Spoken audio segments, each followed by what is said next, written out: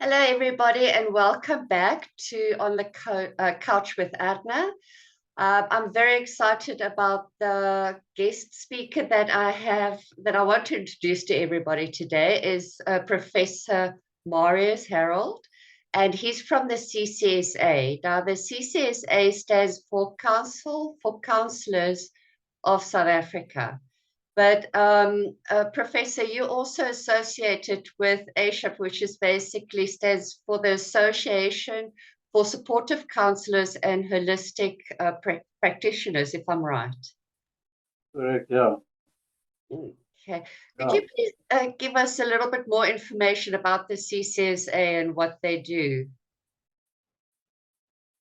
Yeah, the CCSA is an association actually for lay counselors.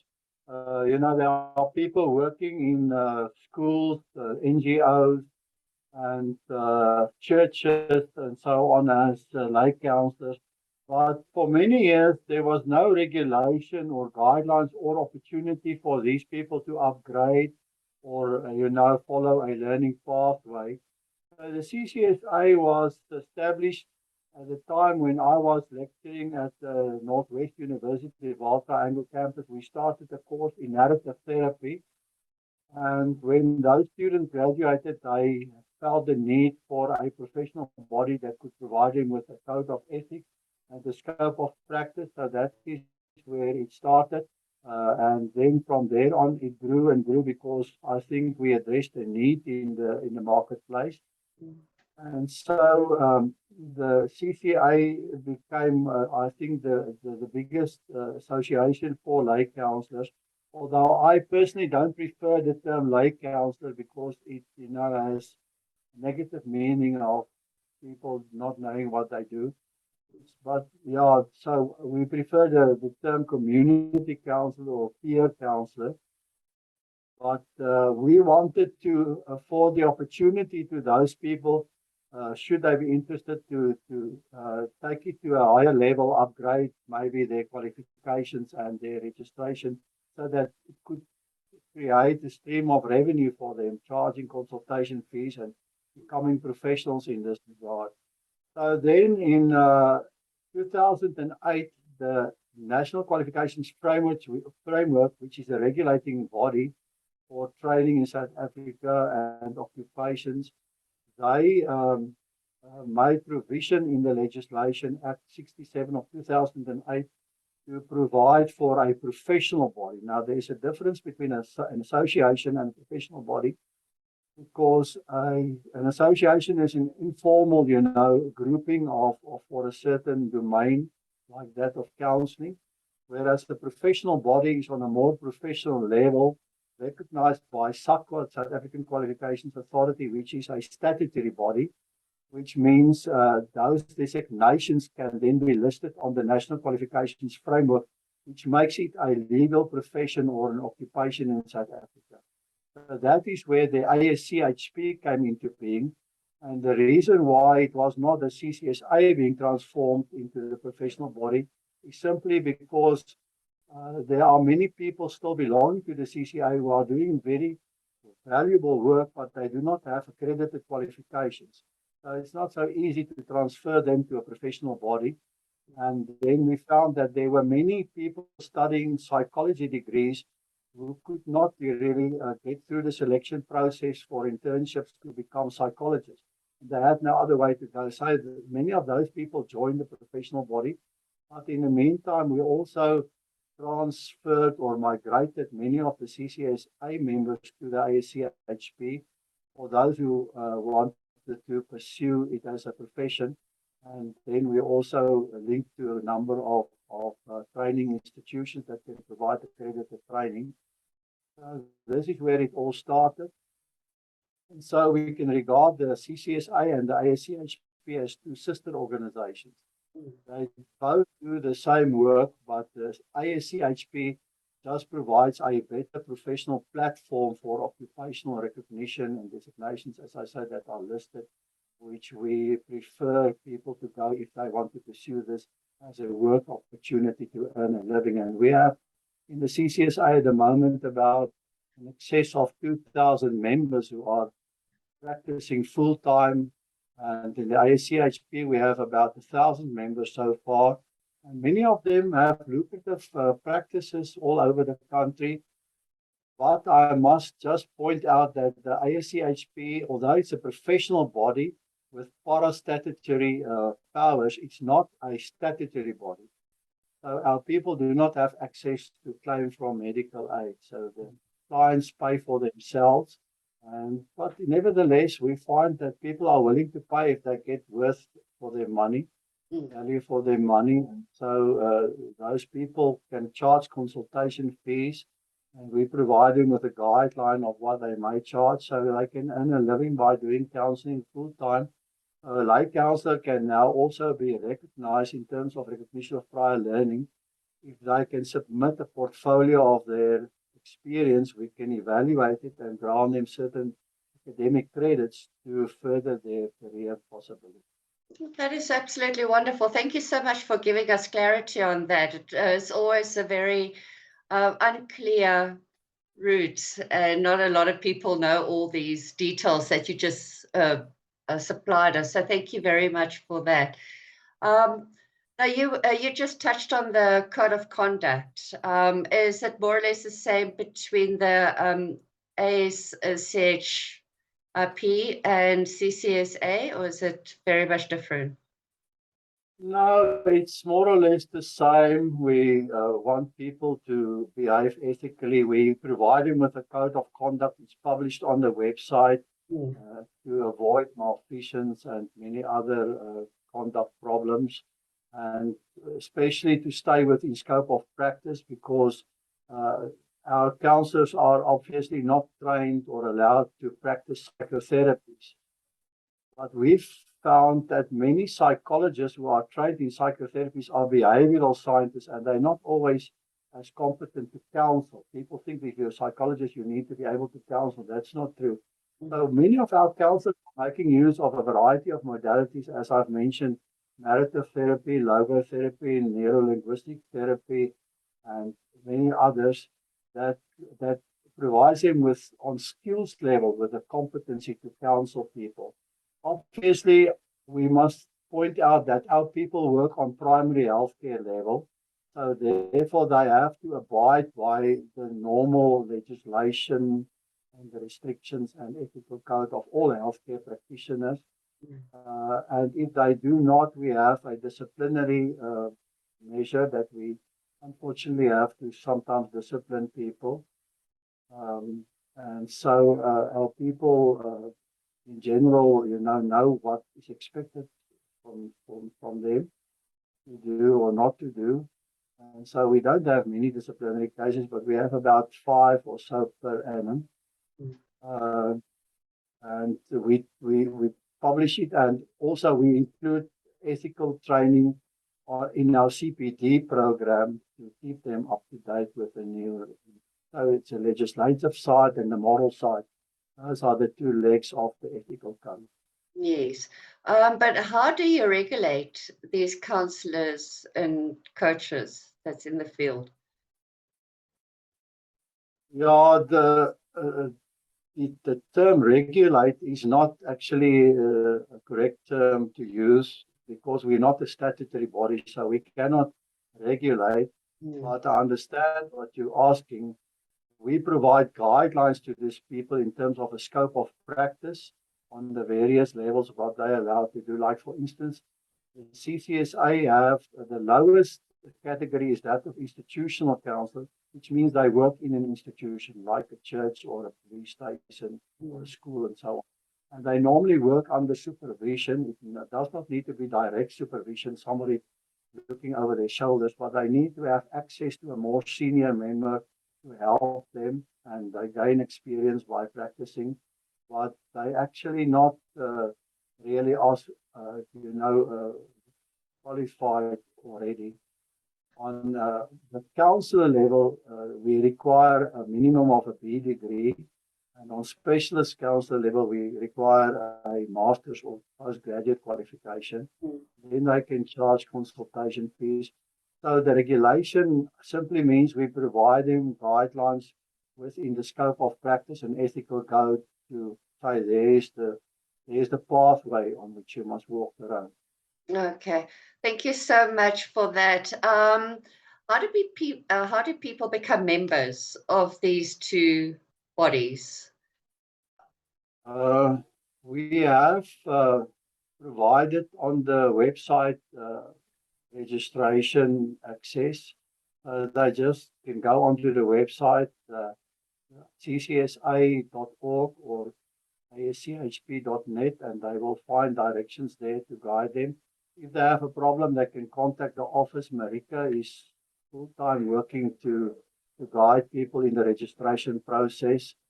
So it's not so difficult. Nowadays, everything is digitalized. The registration with the ASCHP is a little bit more involved because they need to submit a police clearance and many other documents, and obviously certified copies of their training qualifications and so on. And they're required to have ideally recognized or accredited qualifications. Whereas with the CCSA, they can join with informal qualifications. SACA also permits the ASCHP as professional body to apply RPL. So we can look at the member and say, okay, you have 10 years of experience, and on that basis, we can allow you. Normally, we will then advise them to do what we call a board examination, just to give them an orientation in the field of wellness and basic things regarding the ethical code and so on. So it's not a difficult process, and it takes about 2 weeks to become a registered member. Then you receive a registration certificate, which is annually renewable. You also, with CCSA, you're not obliged to do CPD training. It's advisable, but they don't have to do it. ASCHP, they have to do per category a certain number of CPDs per annum to find their memberships. Okay, that's wonderful. And all these guidelines are on the various websites. Published on the website with questions and answers and guidelines and so on. So, but as I say, if they have difficulties, they can always contact the office, either Marika or Zotwa or Elsie. There are a number of people doing time. They're available to answer emails. Okay, wonderful. She's the CEO, so she's also available. So they can phone her, ask her questions. But I think it's not a difficult process to get registered. It's very user-friendly by the sounds of it. I would really, on this point, Erna, advise people to consider registration if they think they can qualify, because it gives you that, just support and platform to guide you, and also, as I say, a learning pathway to upgrade your qualifications. We find that if the public, lodge a complaint, then it's very difficult if if you do not have a professional body to protect you. Yes. Protection is very important. Oh, no, absolutely. Also, the public wants to see, is there a registration? Is there an ethical code? We need to see that. Yes, no, definitely. I think it also just gives a matter of trust. The measure of trust that the client then has in the counsellor or whoever they see that, okay, they are associated with a platform, and it needs to be that they can go and read up more about it. No, because if you land in a court, the magistrate is going to ask you two important questions. What qualifications do you have, to prove your competency in this field? And number two, where are you registered? Who is your professional body? So those things are important. We live in a world where people easily take other people to court. We've seen that a couple of times the past few years, that it can have serious consequences. You in all good intentions, might counsel somebody with depression, and they in the end commit suicide, and the family says you did not counsel them correctly, you're liable. So it is really a risk if you do not know what you're doing. Yeah. And yeah, to come back to the fact that our people work in primary healthcare level, which means that when there are serious dysfunction that they identify, they should refer these people to a social worker or a psychologist. They're advised to do so. Yes. But I think that 90% of all people can be counseled just by giving them. We say counseling is entering into a helping relationship with people. That's what people need. Mm. People need to be loved and to be respected. They don't need, to go through a technical or a mechanical recipe of 5 easy steps to solve your problem. Just need, somebody is there for them. They have compassion, they have empathy. They're there to support them. They're available. You can phone them and say, I really need you now. Just, help me or pray for me or whatever. And that is the other wonderful thing I must mention, which is important, and is that psychologists, and I respect psychologists. I have family members. My own wife is trained in psychology. Mm. I'm not saying anything against them, but I just want to point out that we work in the domain of wellness, Mm. which is a very broad spectrum, including all dimensions of human existence. Mm. Not only the mental and the emotional, but also the physical, also relationship, also the environmental, occupational. All those aspects form part of the dimensions of well-being, which is a wonderful opportunity because it's wholeness. Health is wholeness. It's a return to wholeness. And because of this comprehensive approach, there are various modalities that we employ.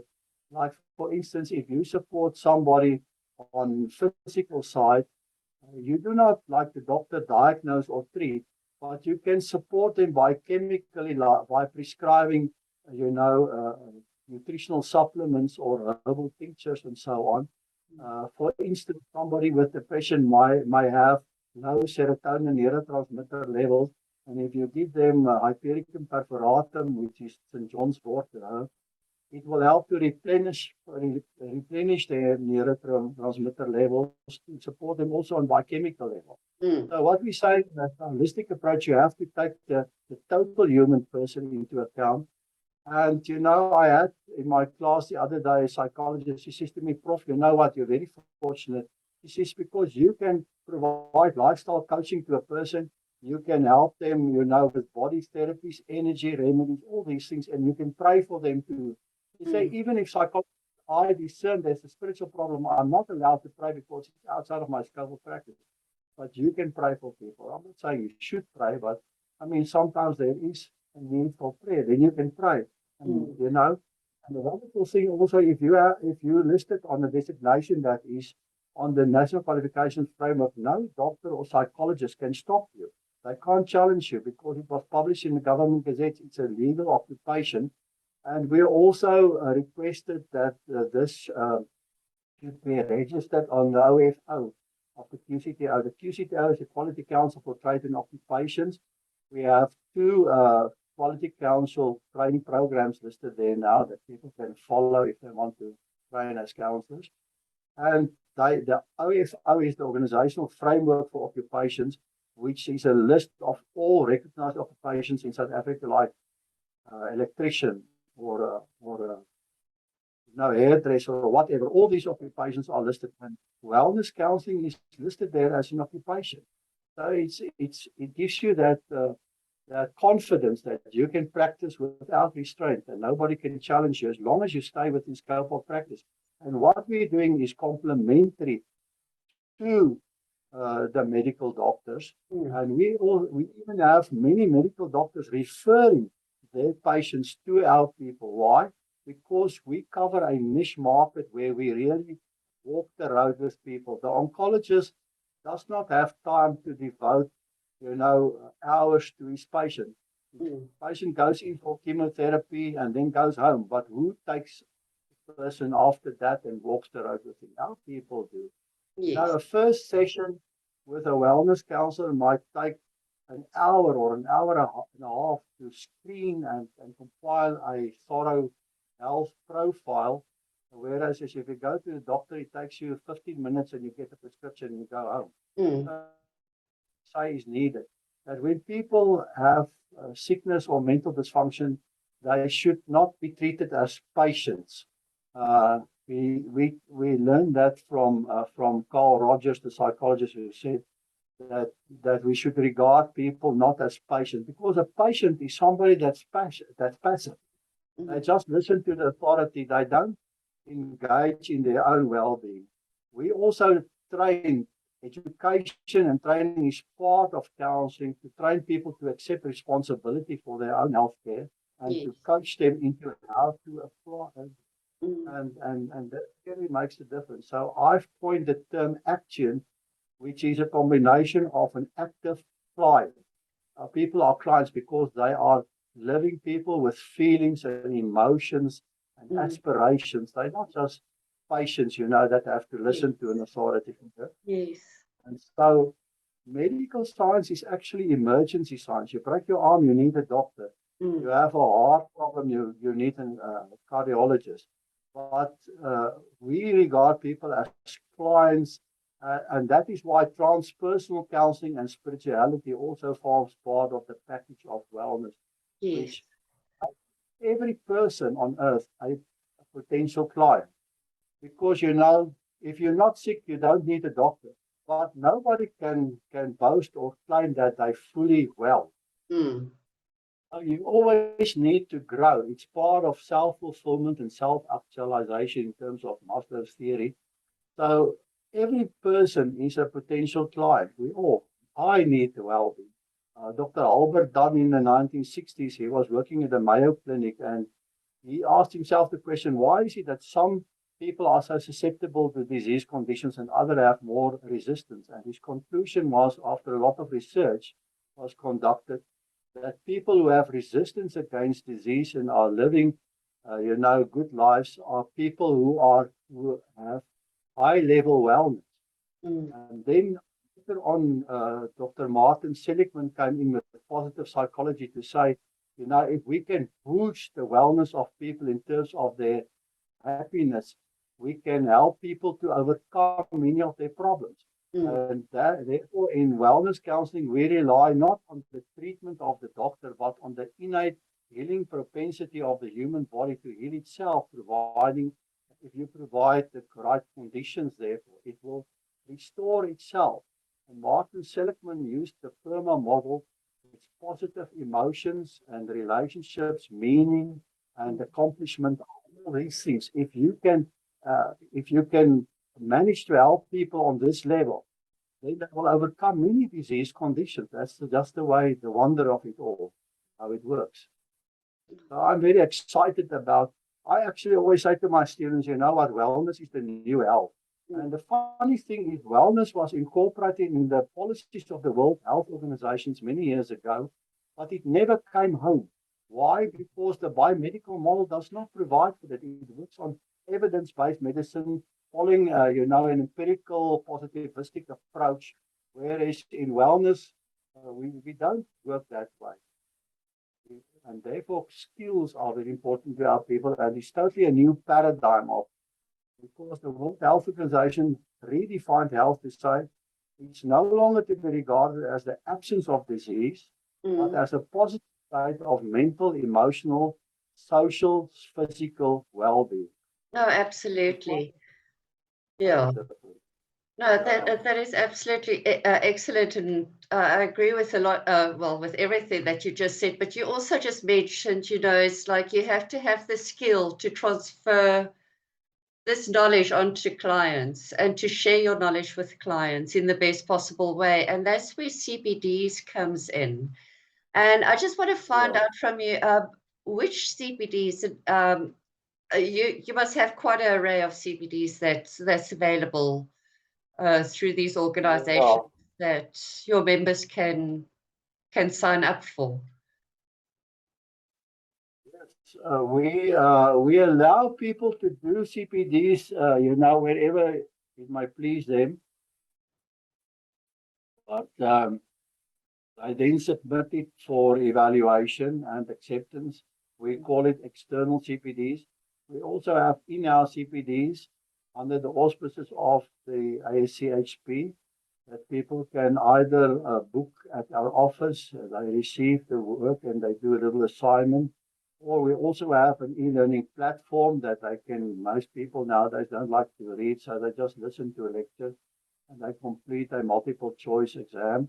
It works on the basis of 1 hour of one notional hour is equal to one CPD point, and you have to complete a number of CPDs in terms of your level of seniority. Mm. So I think the specialist wellness counselors are obliged to do, I think, 18 CPDs per annum.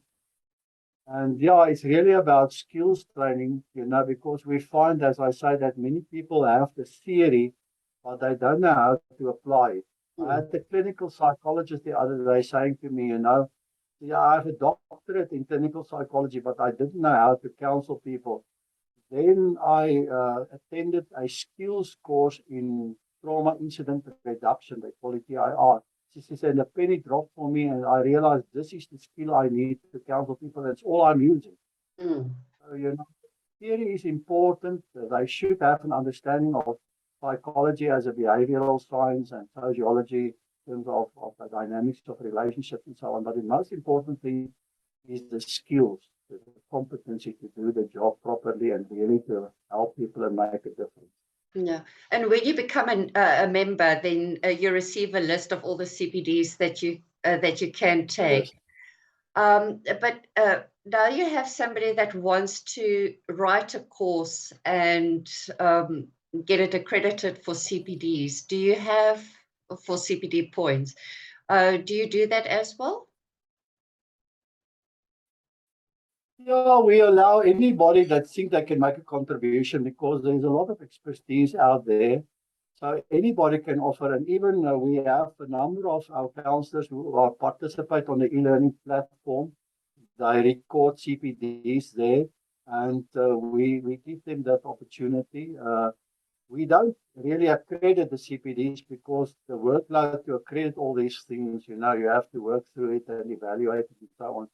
So we're happy to entertain if it's on a good standard, and it really is within scope of practice, we will entertain it as an external CPD. So anybody can start advertising it and offering, but even members do not always realize, because we find that some members may say, it's too expensive to participate in the CPD program, but we also make provision if 2 or 3 councils get together and they discuss 2 or so case studies, they can record it and send it in as a CPD.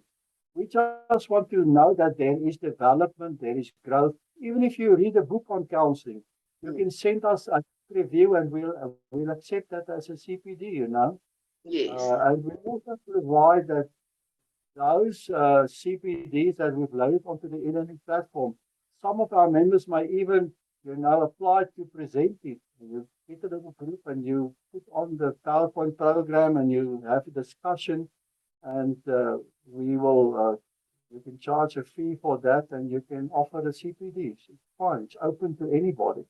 Okay, and thank you so much. I think you've answered a lot of my other questions already on can members use the training that you offer to enhance their careers. So, and that is exactly what can be done. Now, how can anybody get hold of you? You mentioned the websites earlier on. Do you have any other social media platforms that people can go to reach out and contact you? Yeah, I know we've recently appointed somebody who's qualified in social media.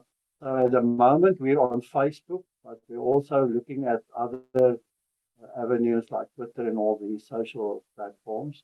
We write a regular blog on the Facebook platform, so they can follow us there. And all the contact details, website, the emails and telephone numbers are listed on the website, so that they're welcome to contact us. I just want to also mention that the professional bodies themselves, they offer CPD training, but not training, academic training as such, but we link to a number of accredited training providers that can help people, as I say, to upgrade to a recognized qualification in counseling. And people are welcome to inquire about that. I just want to also point out, Anna, that many members fail to understand what accreditation means, because there are so many, institutions offering qualifications, and they claim that it's accredited. But accreditation is a very specific process of recognition. It means that the program should be registered with SAQA, and the training provider should be registered with CHE, the Council on Higher Education. Unless those two criteria are being met, it's not an accredited course. And people fight with us. They say, no, I did this overseas course, and they say it's accredited, but oftentimes it's accredited by another association, or by informal company or whatever. Then it's not really academically accredited, because accreditation means it must be part of the National Qualifications Framework system, which provides a benchmark to recognize it on a certain NQF level. For instance, a B degree is on NQF level 7. And if it's not, as I say, we can apply RPL to help people. And I want to invite members that if they do not have accredited qualifications, it's known as informal qualifications, they can submit it for evaluation. We will grant them credits, provided the content can be aligned to a recognized curriculum, and we can help them to further their qualifications to get to a qualified qualification. There are institutions, awarding qualifications that are seen in terms of legislation as misrepresented qualifications. In other words, accredited, and they can be,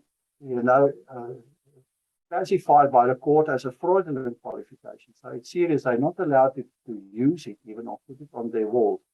But we're there to help them. We understand that many people did not have the opportunity to study academically, and so we can help them to further it. And we can go up to a PhD level. Okay, wonderful. Thank you so much for that. When I spoke to your wife, Liesel, before, she did mention that you have YouTube videos as well. Yeah, they can get the links from our office. We have a number of YouTube videos available that will introduce people to the domain of wellness or the different modalities. And it's free of charge. I can just, go on the link. You can get a list from our office. You're welcome to do that. Okay, thank you so much. But first, I just quickly want to say thank you to you for talking to us today. I've learned so much, and I think it'll only benefit a lot of people out there that doesn't know what to do with their degree, with what they studied. There's a lot of talk and fighting and arguments of where must you go and where must you register as a member through, and to know that we're in safe hands through the CCSA and the ASCHP. Sorry, I just always call it ASCHP. Yeah, you can welcome to call it ASCHP. Thank you, but it is just I think it makes a lot of hearts very happy and very more comfortable to know that there's an organization out there like yours that actually looks after our interests and looks after the interest of our clients as well. And I thank you for that note. I think it's important. I agree with you. I just want to point out that the ASCHP is the only recognized, SAQA recognized professional body for counsellors internationally. There are many associations, but they are not recognized by SAQA because we have the monopoly. They only recognize one professional body per occupation in South Africa. So none of the others can offer what we offer, designations that are listed on the national qualification. Yeah. And then from my side, it was a pleasure talking to you, and I'm always willing to talk again. Thank you for the platform that you're putting out there. You're doing wonderful work, and we would like to work in a closer relationship with you. Absolutely. I look forward to it. And once again, thank you so much. And please thank your wife on my behalf as well. Thank you, and have a wonderful day. Thank you. You too. Bye-bye. Bye.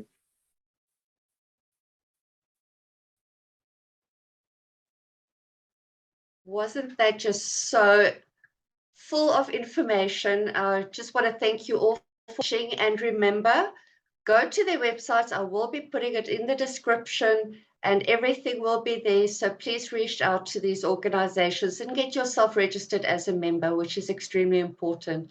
Another thing, remember to get your copy of my book, Your Journey Begins Now. Start and market your own successful counseling or coaching, private practice in South Africa.